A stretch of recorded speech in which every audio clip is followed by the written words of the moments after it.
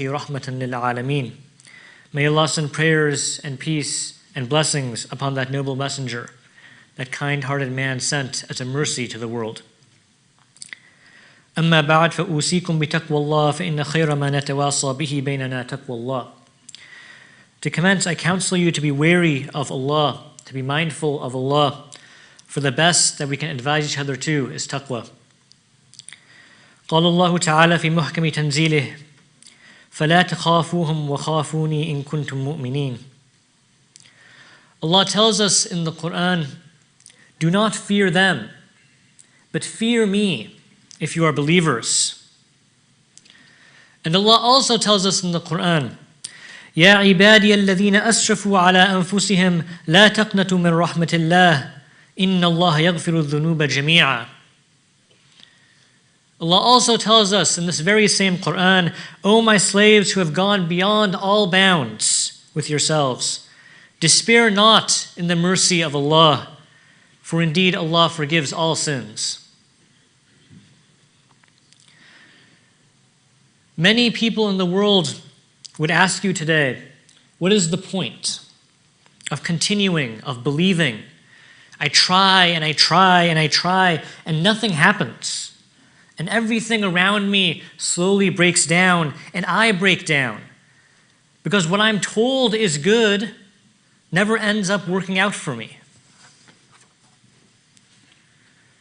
And the statement seems very true to us. We try to do good in our lives only to be trodden underfoot. We try to escape our sinful habits and yet we slip back into them.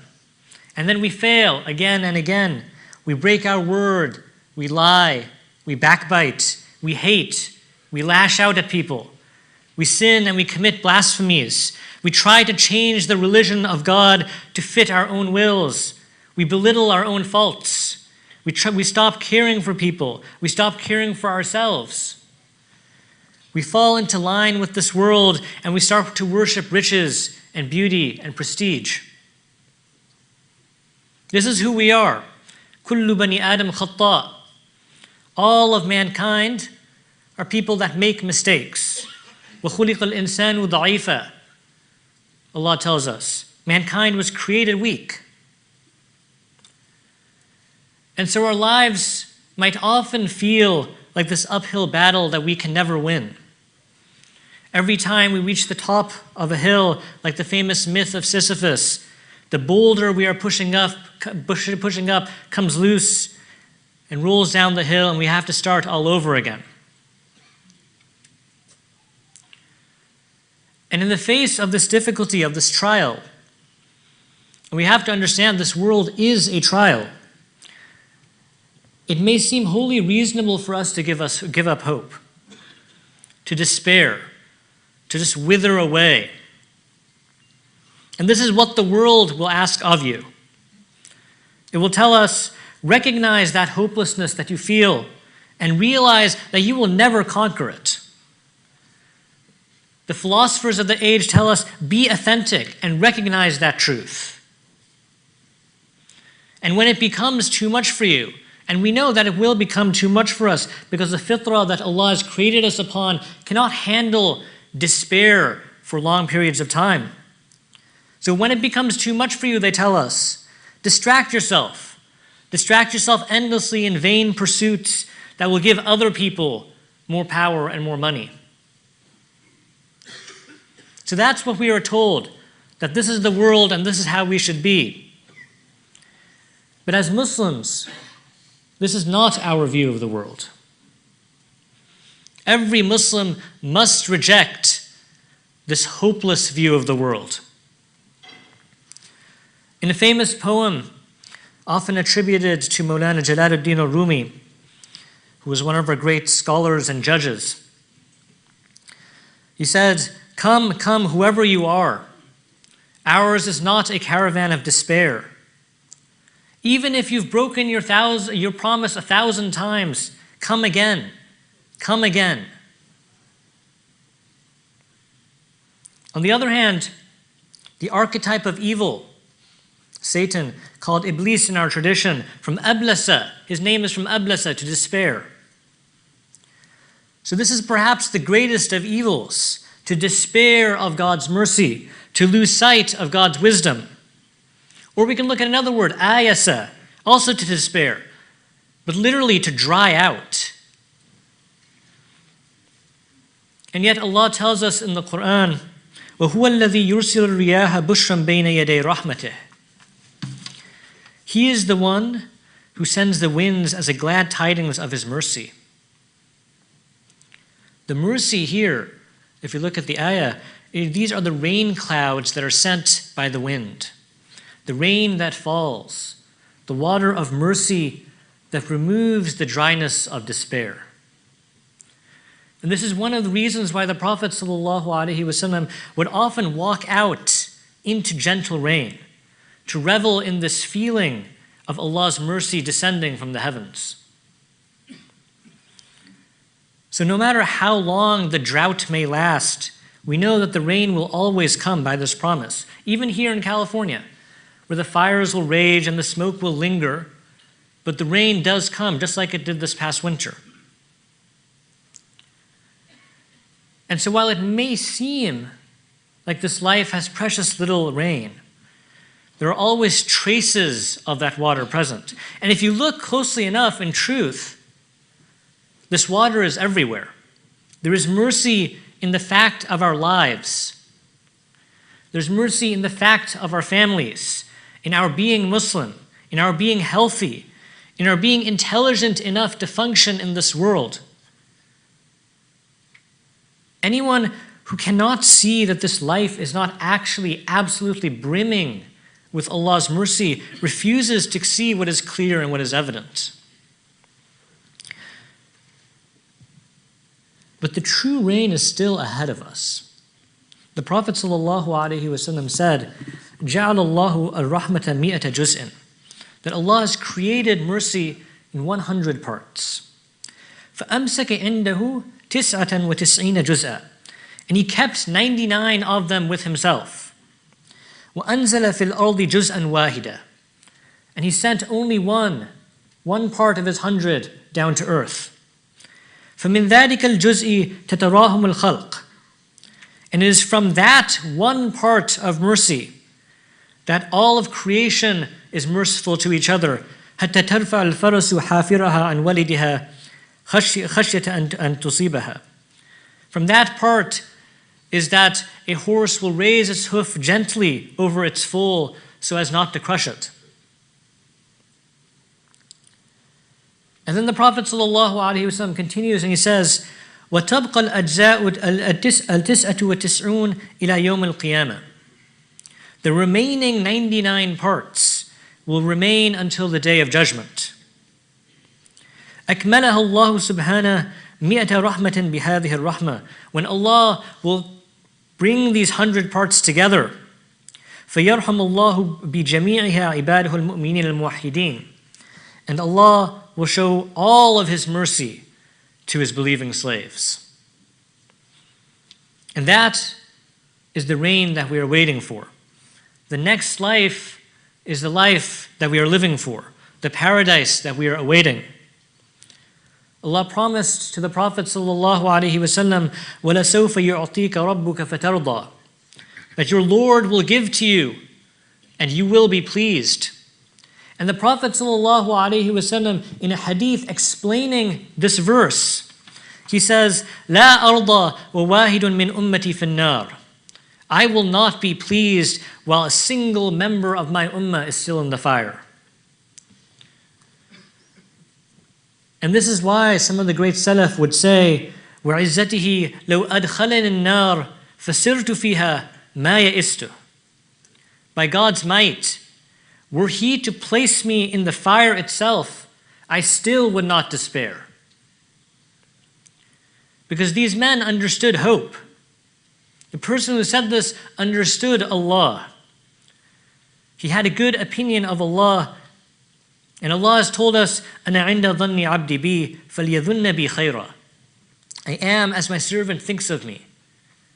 So think well of me. Because if you despair in Allah, then Allah will give you exactly what you think of Him. He will be a God that hands out justice. And that is a sin. Despair is a sin. In other words, Allah has commanded us to hope in Him. And He has told us that He will be as He thinks He is. So therefore, by us hoping in Him, He will forgive us.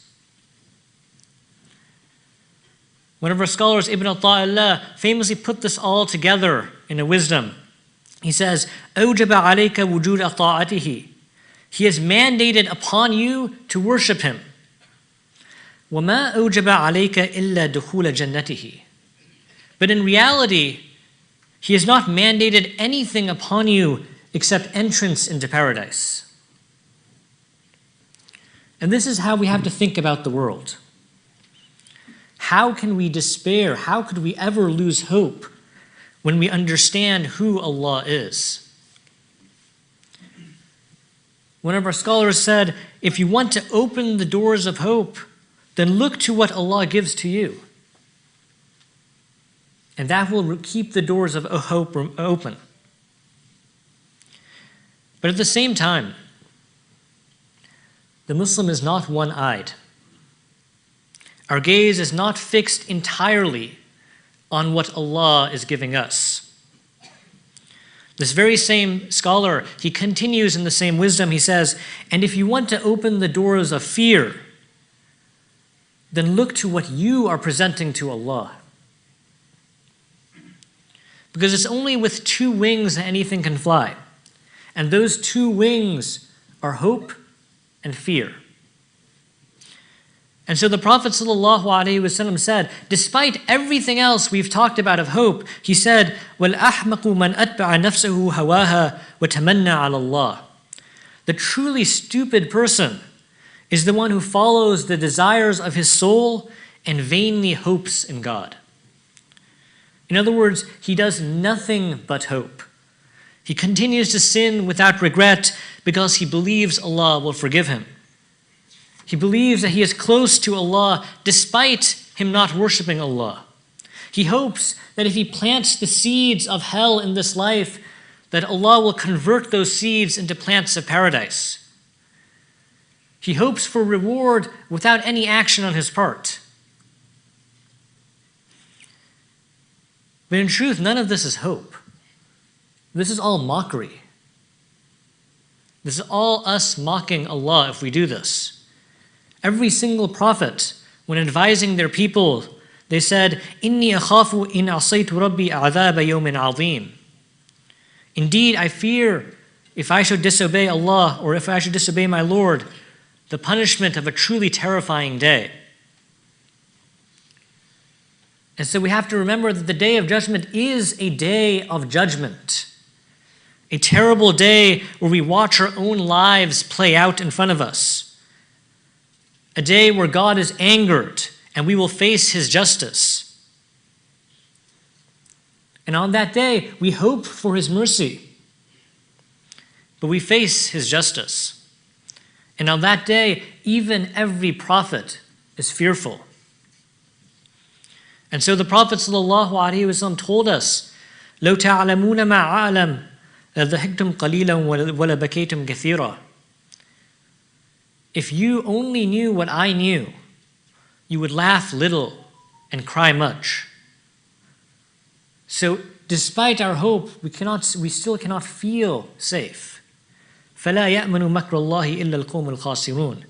None feel safe from the plot of God except a losing people. So we cannot feel safe. And Allah will often test us by giving us blessings. But if we do not react in the right way, those blessings could be what is called istidraj.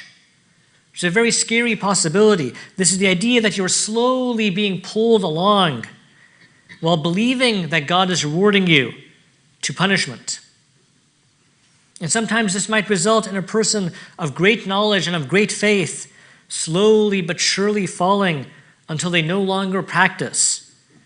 And further yet, until they no longer believe. And this has happened again and again in our history. So a person that sins and sins and sins, and yet Allah gives and gives and gives, that is istidraj. This is Allah pulling someone astray. And most people who are treated in this way will fall into this trap. سَنَسْتَدْرِجُهُم مِّنْ حَيْثُ لَا يَعْلَمُونَ. We shall slowly lead them on from whence they do not know. Because very few people fall like falling off of a cliff. It's a very slow journey down. Take the prayer, for example. First, you might lose a little bit of presence in your prayer, and then nothing happens, so you lose a little bit of fear. And that causes you to lose a little bit more presence in your prayer. And then you start rushing through the prayer till there's no presence at all. And then you stop correcting your mistakes. Then you stop caring that you even made mistakes. And then you start forgetting about the prayer. And then it becomes just pure form, literally no substance. And then you miss a prayer here and you miss a prayer there. And so on and so forth until it's all gone and you no longer pray. And these first steps, people will often not notice because God has not changed how He is treating them. And because of this, Aisha radiallahu anha famously said, when a person asked, when is a person sinful? She said, when he thinks he is doing well. So we must always fear that we are not actually doing well, that we are in fact falling short in our duties to Allah. And that fear must cause us to act, to worship, to beg for forgiveness. This fear is the other half of our hope. We hope in Allah because of who Allah is. And we fear Allah because of who we are. And so we do our very best to mold ourselves into people whom Allah loves. And we can never forget that Allah is not a pet to be played with or a joke to be laughed at. He is God, the creator of the world, the master of all things, the judge, the vengeful, the humiliator, the conqueror. Allah is all of those things. But Allah is also not merciless. He's not a machine of justice. He is God, the protecting guardian, the caring, the merciful, and the compassionate. أقول قولي هذا وأستغفر الله العظيم. Having said this, I ask for God's forgiveness.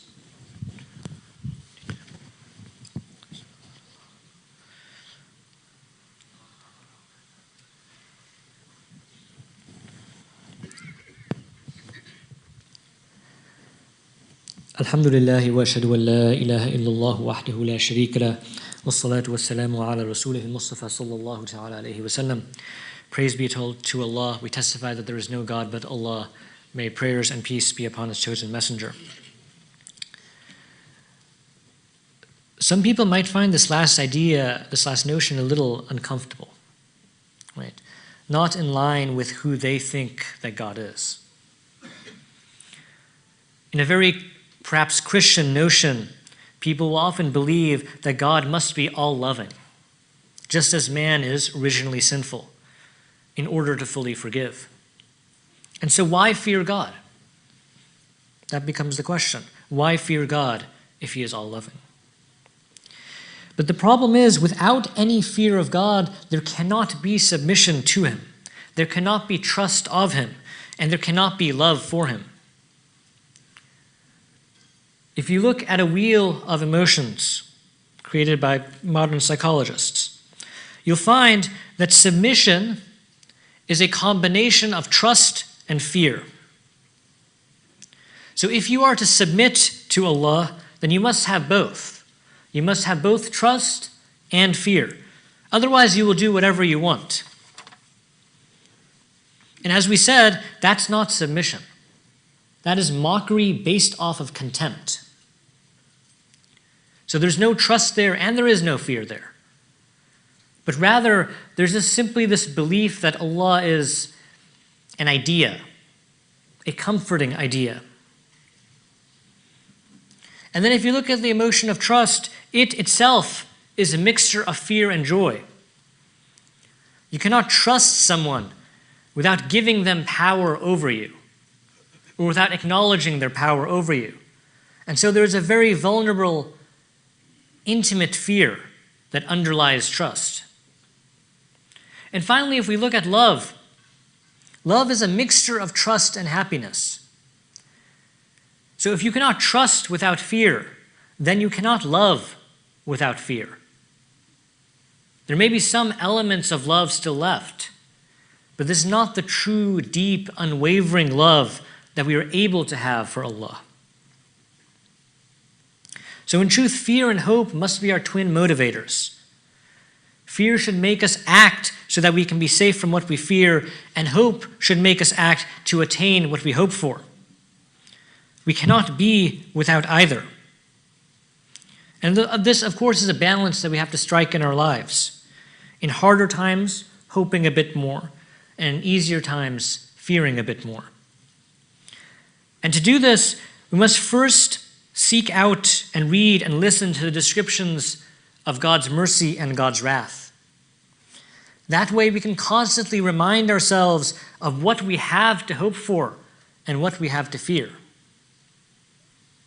Second, we should constantly put our hope and fear to the test. Look at your own actions. Are you fearful? And if so, what has your fear caused you to leave? Are you committing sins in secret? Because that would indicate, for example, that you fear people more than you fear Allah.